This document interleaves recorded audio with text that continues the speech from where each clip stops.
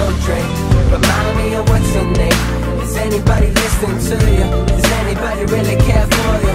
I can tell that you haven't been doing much. Welcome to Perfect Timing. Today's guest, he isn't just a singer. He doesn't just rap. He doesn't just mix and master. Like, he's a jack of all trades. Welcome, the beautiful IRG. Thanks for having me, man. Man, bro, thank you. Yeah. How you doing today? I'm good, man. It's hot in this room. Yes.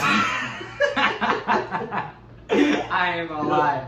No, I'm good, man. It's you know, God's been good. You know, blessing me and my wife, and you know, I've just been able to make music on the side. Work's been good. I can't complain, man. Everything's good. That's awesome, man. So, your latest release, by the way, that song was fire. You sent that joint to me earlier before I got it. You know, yeah, I got the exclusive. So, anyway, so tell us the writing process behind it.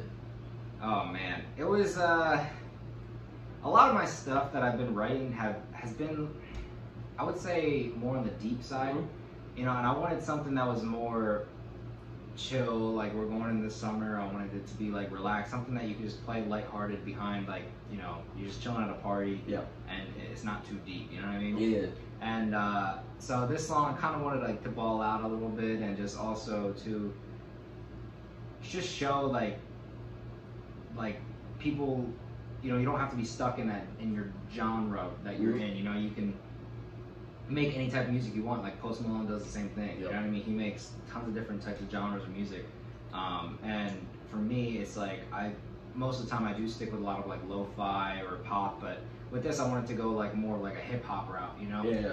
So that's what the feature I got was a Valid Point. It's, you know, super cool dude, and he sounded great on the track. And also like kind of my vision behind it too regarding the songwriting style is I wanted to make something that was, you know, like a summertime song that's similar to like the Cupid Shuffle. Yes. You know what I mean? Yeah. Or Cotton Eye Joe. But, like, but obviously, but like, because, you know, like Stick With Me is like, there's one line in there, it's like, go side to side, stick with me and you'll be alright. Like, it's the way that it's sung and the flow that I have, and it's like a TikTok song. You know, you can literally see people, if you like, you could see people making a video to it. At least I could. I'm just like making some type of dance to it and just having fun, you know, not taking it too seriously. It's not meant to be subliminal in any way, just have fun with it, you know, so. It's a vibe. I know it's definitely a vibe, because I'm just like, yes, I want to go side to side. I was actually singing it not too long ago, dude. That was the funny part. I was like, side to side. You know? Okay. Yeah, I was like, oh no, honestly, I was singing it. I was like, yeah, this song is catchy. Yeah, man, it's one of those things where it just makes you want to just bop and move side to side, and you don't even realize it. It's just happening. And it's not really about the lyrics. It's just about how you say the words and you know, the flow behind it. So yeah, that's kind of the focus. So what do you plan on releasing? Any more records this year? Yeah. So my plan right now is releasing something every 3 months. I have a lot of singles in the vault that are ready just for release. I could release them all tomorrow if I wanted to. I'm working on, I'm working on 3 different albums right now with 3 different producers, which are down the line, have all different concepts. It's more of like whenever I feel inspired for one, then I go towards one, and then I go towards another, I actually, one of the guys that I'm working on the album with, he's coming in August, and he's going to stay here for a week, and we're just going to work on the album all week. That's awesome. He's coming from South Carolina for that. Shout out to him. Yeah, shout out Zach. Zach Hanna, awesome producer. So that's coming down the road. I do have a single coming out in September. So that's going to be pretty cool. And that's with 2 other features on it. I'm trying to feature with as much, or collab with as many people as possible. I don't know, that's just the way you grow, in my opinion. Exactly. Grow your fan base and merge fan bases, and also just, it makes me a better artist, because the other 2 people I collab with on this track coming out in September, they make music completely different. Yeah. Like in a completely different way than I do. So, yeah, that's another fun one, another fun summer one. Not too serious. A lot of the more serious stuff is going to come in in more like the fall, which like, there's certain types of beats and certain types of melodies and flows that I use that kind of correspond with seasons, and a lot of the summer stuff is more laid back and chill, and then the stuff that comes towards the winter is more deep. That's how I feel about it. So I like that. Yeah, I like the way your game playing. You're like like I said, you follow the seasons, and it's cool. I never thought about it like that. Yeah, well, that's just how because I'm a very I'm the type of person where I wear like my emotions on my sleeves. You know what I mean? Yep. So a lot like in those times, you know, it's seasonal for me. Like when it's like there's not a lot of sunlight outside, snow's on the ground, it's cold outside. All I want to do is just be in the studio and just writing about my feelings and how I'm feeling about it. And sometimes they're not always good. Yeah. You know? Agreed. But like with the summertime, it's like I want to be outside. I don't want to be stuck in the studio all the time. You know, I want to make just something fun and just you know, just see where it takes me. You know, so that's just how I kind of view it. You know. Yeah. Because everything I've been hearing, I remember when you sent me, you know, your first, I was like, our cousin sent me your stuff. I was like, who's this guy, right? Brian, yeah. Yo, and he sent me it. I'm just like, yo, I thought, you know how people just send you stuff, you're like, not sure? Yeah. Bro, I'm just like, please not let him be whack. Like, he's my family member, please. You know? And then he sent it to me. I was listening to it. I was like, hold on. I was like, bro, that's the way I felt, bro, when I listened to your stuff. I was like, thank God.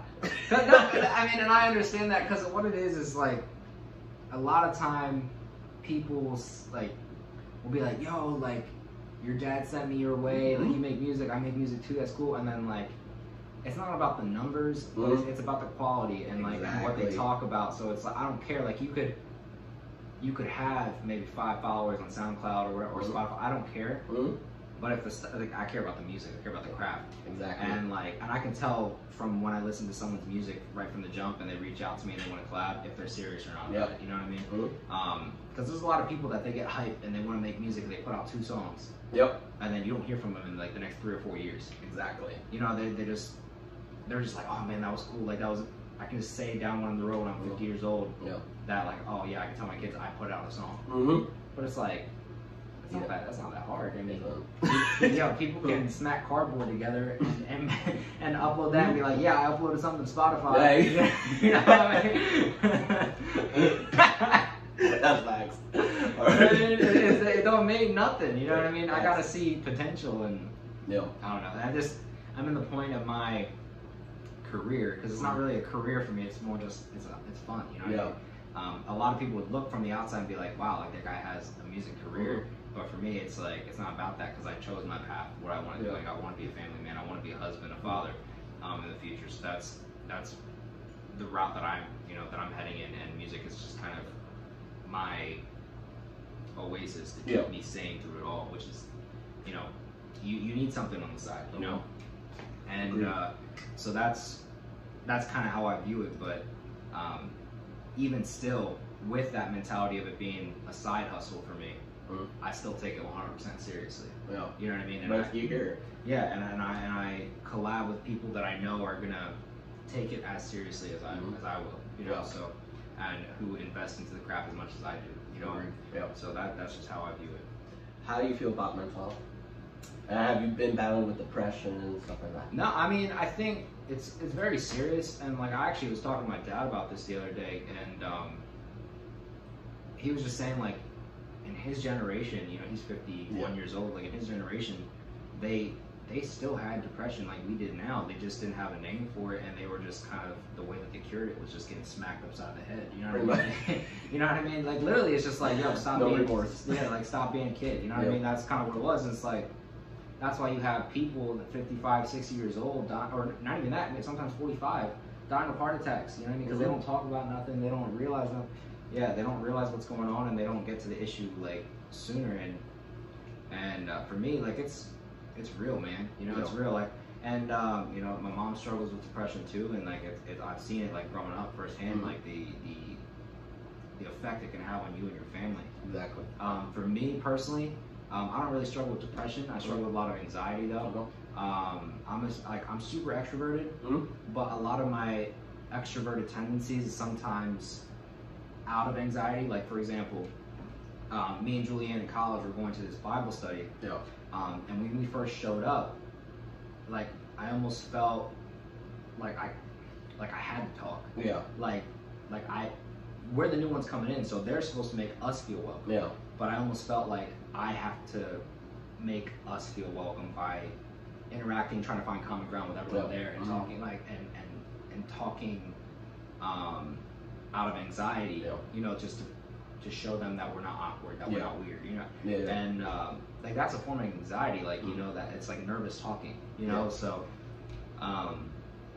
I struggle with that a lot, and a lot of people just take it as like, oh, he's a very outgoing, extroverted guy, but like inside it's like you know, it's debilitating. You know what I mean? Because then at the end of the day, after you put your body through that and your mind through that, you're just like so drained when you get home and you're by yourself. You don't even want to do anything. Exactly. You know, you give all of your energy and attention to other people, and then when you come back, you don't have any time for yourself to like recharge, and then that's where you're always exhausted. At least for me, it's like more of a mental exhaustion. It's not like a physical exhaustion. So. Yeah. I know how you feel exactly, because as of late, it's been that way. I'm like, I know you give yourself off to be. People are not selfish with their time. Exactly. Yep. You know what I mean? Which is not like there's a balance, you know, because you don't want to be selfish to the point where you don't invest and pour into other people. But there's also a point where it's like you need to also make sure you can't help anyone effectively if you're not helping yourself. Exactly. Yes. So there's a balance, but it takes time, man. It takes time to find that balance. Yeah. So. Now you said you're a main man. How is that going in the sense of, obviously you said this is your career, and I know you want to be obviously the father and all that, but like the balancing act of everything, how do you handle that? It's, no, so I got married in March, so we've been married for about 4 months now. It's challenging.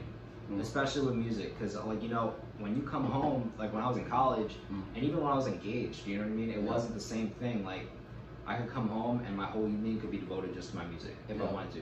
But now that I'm married, like that comes first. I'm a husband first, so you know, she needs things from me, which is, and I need things from her because she's my wife. I'm her husband, so that's a priority. Like I can't just sit down and come to the studio and then be like, come out at 8 p.m. and be like, hey, like now I'm ready to talk or hang out. Like I can't do that. So I have to be very, very strategic with the time that I use for my craft. You know? So like for example, it didn't really work out today because I thought I thought my wife was going to be working today till 3, so that's why I scheduled this from 11 to 3 because then I'd be doing this while she's at work. You know, but then she got called off, so she was here, but she understood. You know, it wasn't my fault. I tried to be strategic with it, but that's an example of what I try to do. And also, like I take advantage of like car rides are my favorite because if I'm in the car for 30 minutes to an hour, I get all of my business calls done. Everyone that I got to talk to with collabs or talking to my mentors or talking to these different people that I just call them on the phone, and that's how I get all that stuff done. You know, because if I'm here sitting in the studio and doing my business calls then and not taking advantage of those times where it's like I could just sit in the car and do nothing while I'm driving, or I can get on the phone and be productive. You know? Exactly. So it's stuff like that. You know, it's taught me to be very, very strategic and try to squeeze out every minute of the day that I possibly can. Bro, and I can relate too much to you right now because I literally handle my calls while I'm at work. They're literally, that's why I try it. I'd be like, guys, call me from Monday, Thursday, 3 p.m. That's mostly when I have some free time to talk, whatever. And then until I get home, usually I get all that done. Bro, it's crazy. I know. You call me, bro, it's like the perfect time. It's like, this guy gets it. I know. It's because, you know, when you have downtime, it's like people take that as a signal to just, okay, I can do nothing right now. But then, like, for entrepreneurs, people that are like trying to grow businesses, people, they like see that as those are golden nuggets right there. You know what I mean? You gotta take advantage of that time. Like your life can change with a 2-minute phone call. Exactly. Yeah. This is why you might put them. What's some advice you want to give somebody who's heading in your path of music, family man, all this? What would you want to tell them? Specifically for someone who wants to have my exact life. Like, exactly. Who wants to follow in your footsteps, or some advice to like somebody who needs this advice, who wants to do what you want to do, follow their dreams, etc. All of that. I got 2 things. So the 2 things that I would recommend is make sure you get your faith right. whatever you believe, make sure that that's the cornerstone of that branches off into everything else you do. Well, you know what I mean? For me, I'm a Christian, so my faith pours into how I'm a husband, how I want to be a father in the future, how I invest into my music and work hard into that, how I interact at my actual job and work hard, and just, you know, that just affects. Sorry, no, you go. I got a SubmitHub thing. Yeah. No, it just affects every aspect of my life. But the thing, if that's not built on the right foundation, then it will all crumble. If that crumbles, then everything else crumbles. Exactly. So, so that's the biggest thing. And then the second thing, which is very important but not as important as the first, is get a Google Calendar. Get a Google Calendar. You know what's crazy? I do that every time now. I schedule everything. Like I said, Schedule bro. everything. Yes, everything. I don't care what it is. Even if it's a 15-minute phone call with someone that you guys talked about, you were going to do 2 days. You talked about 2 days ago, and you scheduled it for Friday for 15 minutes. Put that in your calendar. You know, it's the same thing. It's like you can do 10 things good, 10 things good, 10 things good. You know, but if you do one thing wrong, that person's going to remember that one thing that was wrong, and then you're going to have to work back up that trust again. But so it's the same thing with meetings. You know, if you don't show up, you just got to show up. But if you miss them and you keep missing them and you reschedule them, it's like I reschedule with you a lot. No, but we're family. We're family. It's cool. We're good. We're good guys. But you know, it's like when people that are like business partners or potential business partners or collabs or something, you got to show them that you're committed. So it's like being organized, man. That's having your faith right and being organized. You can't go wrong. Exactly. So guys, thank you guys for watching Perfect Timing. But I forgot one more thing, your IGs and stuff. But yeah, so you just find me anywhere at IRG Music. I think the only different one is Twitter, which is IRG_music. But yeah, everything else, and then on streaming platforms, it's just .IRG. So yeah, that's where I'm at, and feel free to message me and DM me. I'm always open to talk to people, and just even if it's not even business related, if you have questions for anything I said in the interview, I'm totally open to communicate and talk to you guys. Awesome. Peace out, guys. Thank you for watching Perfect Timing. Why do you look so drained? Remind me of what's your name. Is anybody listening to you? Does anybody really care for you? I can tell that